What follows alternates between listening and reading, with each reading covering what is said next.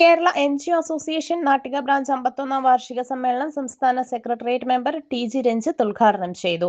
നാട്ടിക സഹകരണ ബാങ്ക് ഹാളിൽ നടത്തിയ സമ്മേളനത്തിൽ ബ്രാഞ്ച് പ്രസിഡന്റ് TK സ്വപ്ന അധ്യക്ഷത വഹിച്ചു.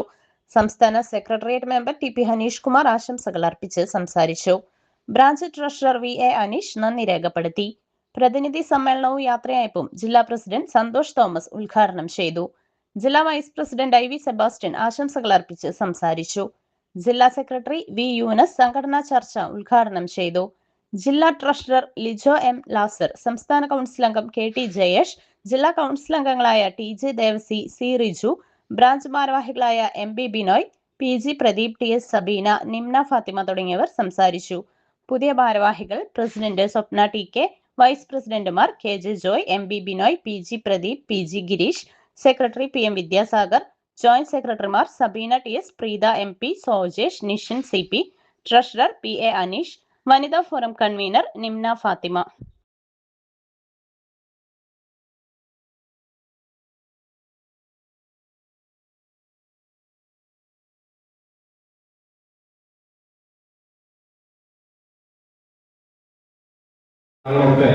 നമ്മൾ കഴിഞ്ഞ ദിവസം അയ്യന്തോളും തൃശ്ശൂർ ടൗൺ ബ്രാഞ്ചിലൊക്കെ ആഹ്ലാദ പ്രകടനം നടത്തിയപ്പോ ഒരു നോട്ടീസ് കൊടുക്കാൻ 2 പേരെ അന്വേഷിച്ചിരുന്ന അയ്യന്തോൾ ബ്രാഞ്ചിൽ 70 പേരാണ് സമ്മേളന ആഹ്ലാദ പ്രകടനത്തിലുണ്ടായത്. അപ്പൊ അത്രയധികം ആളുകളൊക്കെ പലരെയും പേടിച്ചിട്ടൊക്കെ നമ്മുടെ മെമ്പർമാരും പലരൊക്കെ മൂലയിലൊക്കെ കുടിച്ചിരുന്നിരുന്നു. എന്നാലും എല്ലാവരും നമ്മുടെ മെമ്പർമാരായി നമുക്ക് ആരെയും ഉപേക്ഷിക്കാൻ പറ്റുള്ളൂ. ആളുകളൊക്കെ ഉണ്ടായിരുന്നു. അപ്പൊ അധികം നിരവധി ആളുകളൊക്കെ ഇനിയും വരും. നേരത്തെ നാട്ടിക സമ്മേളനത്തോടെ മറങ്ങി അറിഞ്ഞ ഹോളിലൊക്കെ നമ്മൾ നടത്തിയിട്ടുള്ളതാണ്. അപ്പൊ അതുകൊണ്ട് അടുത്ത സമ്മേളനമൊക്കെ നമുക്ക് ഇതിൽ വലിയ ഹോളൊക്കെ എടുത്തിട്ട് വലിയ ഹോളില് നടത്തേണ്ടതായിട്ട് വരും. അതൊക്കെ നമ്മുടെ ആളുകളൊക്കെ ഇനി വരും. നമുക്ക് പുതിയ മെമ്പർഷിപ്പ് ചേർക്കണം. നമ്മുടെ ഓരോ ഓഫീസുകളിലൊക്കെ പുതിയ മെമ്പർഷിപ്പ് ചേർക്കണം. നിരവധി ആളുകളെ നമ്മുടെ സംഘടനയ്ക്ക് ചേർക്കണം. അങ്ങനെ ശക്തമായ രീതിയിൽ നമ്മുടെ സംഘടനാ പ്രവർത്തനം ഇനിയും മുന്നോട്ട് കൊണ്ടുപോകണം. കഴിഞ്ഞ പ്രതിവർഷത്തിരിക്കുമ്പോൾ നമുക്ക് നിരവധി പ്രതിസന്ധികളൊക്കെ എല്ലാ കാലത്തും നേരിട്ടിട്ടുണ്ട്. കഴിഞ്ഞ പ്രതിവർഷത്തെ ഒക്കെ നമ്മൾ വളരെയധികം പ്രതിസന്ധികളിലൂടെയാണ് പോയത്. നമ്മുടെ സംഘടനയുടെ ഉള്ളിലെ പ്രശ്നങ്ങൾ, പുറത്തെ പ്രശ്നങ്ങൾ, യൂണിയൻകാര്, NGO യൂണിയനടക്കമുള്ള ഇടതുപക്ഷ സംഘടനകള് നമ്മുടെ ജീവനക്കാരെയൊക്കെ തലകം വിലങ്ങും സ്ഥലം മാറ്റിയിട്ട് പല ആളുകളും പല സ്ഥലത്ത് പോയി വെക്കലും നമ്മുടെ ബ്രാഞ്ച് പ്രസിഡന്റ് ഈ ബ്രാഞ്ചുകളാകെ 10 കിലോമീറ്റർ അപ്പുറത്തുള്ള 50 കിലോമീറ്റർ അപ്പുറത്തുള്ള ബ്രാഞ്ചിലാണ്. വേറെ ആൾ 10 ബ്രാഞ്ചിൽ, സെക്രട്ടറി ആ ബ്രാഞ്ചിൽ. അങ്ങനെയൊക്കെ നമ്മൾ സംഘടനാ പ്രവർത്തനം നടത്തി വളരെ ബുദ്ധിമുട്ടിയിട്ടൊക്കെ നമ്മുടെ ബ്രാഞ്ചിന്റെ പ്രവർത്തനമൊക്കെ മുന്നോട്ട് പോയിട്ട് നമ്മുടെ 16 ബ്രാഞ്ചും ഇപ്പോഴും തൃശ്ശൂർ ജില്ലയിലൊക്കെ 16 ബ്രാഞ്ചും വളരെ നല്ല രീതിയിൽ തന്നെ ഇപ്പോഴും പ്രവർത്തനം കാഴ്ചവെച്ച് മുന്നോട്ട് പോകാൻ പറ്റുന്നുണ്ട്. അപ്പൊ ഇനിയും നമ്മുടെ സമ്മേളനങ്ങളും നമ്മുടെ സംഘടനാ പ്രവർത്തനങ്ങളുമായിട്ട് നമുക്ക് എല്ലാ ബ്രാഞ്ചുകളിലൊക്കെ പോകാൻ പറ്റണം. നമുക്കറിയാം 7 വർഷ സർക്കാരിനെ നമ്മൾ കഴിഞ്ഞ 10 വർഷത്തോളം നമ്മൾ അനുഭവിച്ചു പോകുന്നതൊക്കെ നമ്മൾ പല പീഡനങ്ങൾ, പല വിധത്തിലുള്ള പീഡനങ്ങൾ നമ്മൾ ഓരോ ജീവനക്കാരും നമ്മുടെ ഓഫീസുകളിലായാലും അത് സ്ഥലമാറ്റത്തിലൂടെ ആയാലും ജീവനക്കാർക്ക് ഓരോ സെക്ഷനിൽ പീഡിപ്പിക്കുന്നതടക്കം നമുക്ക് പല അവഗണനകൾ നമ്മൾ നമുക്ക് നേരിട്ടുള്ളതാണ്. ഈ ഇടതുപക്ഷ സർക്കാർ അധികാരത്തിൽ വന്നത് തൊട്ട് നമ്മൾ വലിയ പ്രതിസന്ധികളൊക്കെയാണ് സിവിൽ സർവീസ് തന്നെ അഭിമുഖീകരിച്ചുകൊണ്ടിരുന്നത്. ഇപ്പൊ നമുക്കറിയാം കഴിഞ്ഞ ഒരു വർഷത്തോളം, കഴിഞ്ഞ വർഷങ്ങളോളമായിട്ട് നമ്മൾ നിരന്തര സമര പരിപാടികളുമായിട്ട് നമ്മൾ NGO അസോസിയേഷൻ മുന്നോട്ട് പോയി. നമുക്കറിയാം ക്ഷാമബത്തയെ പറ്റിയിട്ട്. ക്ഷാമബത്ത നമുക്ക് ഇടതുപക്ഷ സർക്കാർ അധികാരത്തിൽ വന്നതിന് ശേഷം ക്ഷാമബത്ത തരാത്ത അവസ്ഥ ഉണ്ടായിരുന്നു നമുക്കറിയാം. ഈ ഇലക്ഷന് കഴിഞ്ഞ തദ്ദേശ സ്വയംഭരണ ഇലക്ഷനിലാണ് ഇടതുപക്ഷം ഇത്രയധികം പേടിച്ചുപോയി. ആ പേടിയോട് തന്നെ അവർ പോകുന്ന സമയത്ത് 1 മാസം കൊണ്ട് എല്ലാം തരാൻ അവർക്ക് പറ്റി. അപ്പൊ അതിന് മുമ്പ് 10 വർഷത്തോളം ഭരിച്ചിട്ട് നമുക്ക് തരാൻ പറ്റിയില്ല. അപ്പൊ അത്രയും കുടിശ്ശികയില്ലാതെയാണ് നമുക്ക് ക്ഷാമബത്ത അത് തന്നത്. മുൻകാലങ്ങളിലൊക്കെ നമ്മൾ 1975 സമരങ്ങളിലൂടെ 5-7 ദിവസത്തോളമൊക്കെ സമരം നടത്തിയിട്ട് നേടിയെടുത്ത കേന്ദ്ര തുല്യത്തിലുള്ള മുൻകാല പ്രാബല്യത്തോടുകൂടിയ നമ്മൾ നേടിയെടുത്തതിന്റെ മുൻകാല പ്രാബല്യം കഴിഞ്ഞ ഇടതുപക്ഷ സർക്കാർ എടുത്തു കളഞ്ഞു. ഇതിപ്പോ നമുക്ക് ഇനി വരുന്ന സർക്കാരുകളും ചോദിക്കാൻ നമുക്ക് ഉറപ്പില്ലാതെ മാറി. കാരണം കഴിഞ്ഞ സർക്കാർ ചെയ്തു തന്നെ അടുത്ത സർക്കാർ ചെയ്തുകൊണ്ടിരിക്കും. അപ്പൊ ഓട്ടോമാറ്റിക്കലി നമുക്ക് ഈ മുൻകാല പ്രാബല്യം നഷ്ടപ്പെടും. പക്ഷെ നമുക്ക് ഈ മുൻകാല പ്രാബല്യം ലഭിക്കാനായിട്ട് നമുക്ക് നമ്മുടെ സംവരണമായിട്ട് UDF സർക്കാരിന്റെ കയ്യിൽ നമുക്ക് സംവരണം ചെലുത്തണം. സർക്കാർ ജീവനക്കാരുടെ മുൻകാല പ്രാബല്യത്തോടുകൂടി നമുക്ക് ഇനിയും മുൻഗണനായിട്ട് നമുക്ക് സാധിക്കണം. നിങ്ങളുടെ മുഖത്ത് നോക്കുമ്പോൾ അതിന്റെ ഒരു റിഫ്ലക്ഷൻ കാണാൻ സാധിക്കും. കഴിഞ്ഞ സമ്മേളനങ്ങൾ, കഴിഞ്ഞ 10 വർഷമായി നമ്മളെല്ലാം അനുഭവിച്ച പീഡനങ്ങൾ, സർവീസ് രംഗത്ത് നമ്മളൊക്കെ അനുഭവിച്ചിട്ടുള്ള പ്രയാസങ്ങൾ, അതൊക്കെ ഒരു ഭാഗത്ത് നടക്കുന്നു. അതുപോലെ തന്നെ ജീവനക്കാർക്ക് ലഭിക്കേണ്ടിയിരുന്ന ആനുകൂല്യങ്ങളുടെ മുഴുവൻ കടയ്ക്കൽ കത്തിവെച്ച് നമ്മളെയൊക്കെ സാമ്പത്തികമായ പ്രതിസന്ധിയിലേക്ക് തള്ളിവിട്ട ഒരു 10 വർഷം. അങ്ങനെ ആ 10 വർഷം എന്ന് പറയുന്നത് ഒരു സർവീസിൽ വന്ന ജീവനക്കാരനെ സംബന്ധിച്ച് ചെറിയൊരു കാലഘട്ടമല്ല. ഈ സർവീസിൽ ചേരുന്നതിന് അപേക്ഷ കൊടുക്കുന്ന പ്രായം ഇപ്പൊ കുറച്ച് കൂട്ടിയെങ്കിലും 35, 38, 40 ആയിരുന്നു.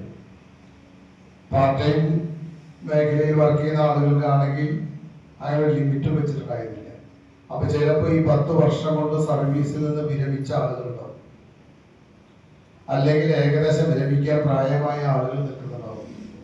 അപ്പോൾ ഒരു ദുരിത കാലം എന്ന് പറയുന്ന സംഘടനാ രംഗത്തെ പ്രയാസങ്ങൾ ഒരു ഭാഗത്തുണ്ടെങ്കിലും ജീവനക്കാരെ സംബന്ധിച്ച് അവർക്ക് ലഭിക്കേണ്ടിയിരുന്ന ആനുകൂല്യങ്ങളുടെ നിഷേധങ്ങളുടെ ഒരു കാലഘട്ടമായിരുന്നു. നിങ്ങളെല്ലാവരും ഓർക്കുന്നുണ്ടാവും 2019, 20 കാലഘട്ടം. അത് കോവിഡ് പറഞ്ഞതുകൊണ്ട് നമ്മളെയൊക്കെയുള്ള പ്രയാസങ്ങൾ ഉണ്ടായി. 20, 21 കാലഘട്ടം, 22 വരെ കോവിഡുമായി ബന്ധപ്പെട്ട പ്രയാസം. 2018 പ്രളയം. 2018 നമുക്ക് എന്താ സംഭവിച്ചത്? നമ്മുടെ മേഖലയിൽ എന്താ സംഭവിച്ചത് നിങ്ങൾ ഓർക്കുന്നുണ്ടോ? നമ്മുടെയൊക്കെ ശമ്പളത്തിൽ നിന്ന് സാലറി ചലഞ്ച് പറഞ്ഞുകൊണ്ട് നമ്മുടെ ശമ്പളം പിടിച്ചു വെച്ചു, അല്ലെ? ഒരു സാലറി ചലഞ്ചിലൂടെ ശമ്പളം പിടിക്കാന്ന് പറഞ്ഞു കഴിഞ്ഞാൽ എന്താ പ്രത്യേകത? നമ്മുടെ ശമ്പളം എപ്പോ വേണമെങ്കിലും പിടിക്കാവുന്ന രീതിയിലേക്ക് എത്തി. അതാണ് ഈ 10 വർഷം കൊണ്ട് നമുക്കുണ്ടായ നഷ്ടം. നേരത്തെ പ്രാസംഗികരെ അവരുടെ പ്രസംഗത്തിൽ സൂചിപ്പിച്ചിരുന്നു. അതിന് ഉള്ള മറുപടിയായിക്കൊണ്ടാണ് നമ്മൾ 4-ാം തീയതി മുതൽ കേരളത്തിന്റെ സർക്കാരിന്റെ ഓഫീസുകളിൽ അങ്ങോട്ടും ഇങ്ങോട്ടും നടക്കുന്നത്. നമുക്ക് തീർച്ചയായും സന്തോഷിക്കാം. അങ്ങനെ സന്തോഷിക്കേണ്ട സന്ദർഭവുമാണ്. അങ്ങനെ സന്തോഷിക്കേണ്ട ഈ സന്ദർഭത്തിലും നമുക്ക് നഷ്ടപ്പെട്ടു പോയ ഒട്ടനവധി ആനുകൂല്യങ്ങൾ തിരിച്ചു പിടിക്കേണ്ട ആ ഭാരിച്ച ഉത്തരവാദിത്വവും ഭരണകക്ഷിക്ക് ഒപ്പമുള്ള ഒരു സംഘടന എന്നുള്ള നിലയ്ക്ക് നമ്മളിൽ നിക്ഷിപ്തമായിരിക്കുന്നത്. നമുക്കറിയാം, കഴിഞ്ഞ 10 വർഷക്കാലം നമുക്ക് നഷ്ടപ്പെട്ട ആനുകൂല്യങ്ങൾ എന്തൊക്കെയാണ്? നമ്മുടെ BA നഷ്ടപ്പെട്ടു, BA അരിയർ നഷ്ടപ്പെട്ടു, അതുപോലെ തന്നെ ശമ്പള പരിഷ്കരണത്തിന്റെ അരിയർ നഷ്ടപ്പെട്ടു, അതുപോലെ തന്നെ നമുക്ക് ഏറ്റവും പ്രിയപ്പെട്ട ലീവ് സറണ്ടർ ആനുകൂല്യം കഴിഞ്ഞ 6 വർഷമായി നഷ്ടപ്പെട്ടു. ഏറ്റവും ഒടുവില് കേരളത്തിന്റെ ചരിത്രത്തിൽ ആദ്യമായി ഒരു സർക്കാർ ജീവനക്കാർക്ക് ശമ്പള പരിഷ്കരണം നൽകാതെ ഇറങ്ങിപ്പോയ ആ ഏറ്റവും ദുഃഖകരവുമായിട്ടുള്ള ആ അനുഭവവും നമുക്ക് ഈ 10 വർഷത്തിന്റെ അവസാനം നേരിടേണ്ടി വന്നു എന്നുള്ളത് യാഥാർത്ഥ്യമാണ്. നമുക്കറിയാം, നമ്മുടെ സംഘടനാ രൂപം കൊണ്ട് 51 വർഷം പൂർത്തിയാക്കി. 51 വർഷം പൂർത്തിയാക്കുന്നതിന് മുമ്പ് നമ്മുടെ സംഘടനയ്ക്ക് 1963 സംഘടന കേരളത്തിലുണ്ടായി. ആ 63 രൂപം കൊണ്ട സംഘടനയുടെ പേരാണ് NGO യൂണിയൻ. കേരളത്തിലെ സമസ്ത സർക്കാർ ജീവനക്കാരെയും കീഴിലാക്കിക്കൊണ്ടാണ് അതൊരു സംഘടനയ്ക്ക് അന്നത്തെ സർക്കാർ ജീവനക്കാരുടെ നേതൃത്വം പ്രഖ്യാപനം നടത്തിയത്. NGO യൂണിയൻ എന്ന പ്രഖ്യാപനം നമ്മൾ മുഴുവനും ആ സംഘടനയിലുണ്ടായി. പക്ഷേ അക്കാലത്ത് സംഘടനയുടെ തുടക്കത്തിൽ തന്നെ ആ സംഘടനയുടെ പിടിച്ചെടുക്കുന്നതിന് വേണ്ടിയിട്ട് ഒരു കേന്ദ്ര സംവിധാനത്തിന്റെ സ്വഭാവമുള്ള മാർക്സിസ്റ്റ് പാർട്ടിയും ആ മാർക്സിസ്റ്റ് പാർട്ടിയുടെ അണികളും ആ സംഘടനയിൽ നുഴഞ്ഞുകയറിയും ആ സംഘടന മാർക്സിസ്റ്റ് പാർട്ടിയുടെ ആജ്ഞാധിപത്യങ്ങളുടെ സംഘടനയാക്കി മാറ്റുകയും ചെയ്തപ്പോഴാണ് 3-4 വർഷം കഴിഞ്ഞപ്പോൾ 1969 ജോയിന്റ് കൗൺസിൽ എന്ന് പറയുന്ന സംഘടന മറ്റുള്ള NGO യൂണിയന് ഇല്ലാതെ മറ്റൊരു സംഘടനയ്ക്ക് കൊണ്ടുവരുന്നു.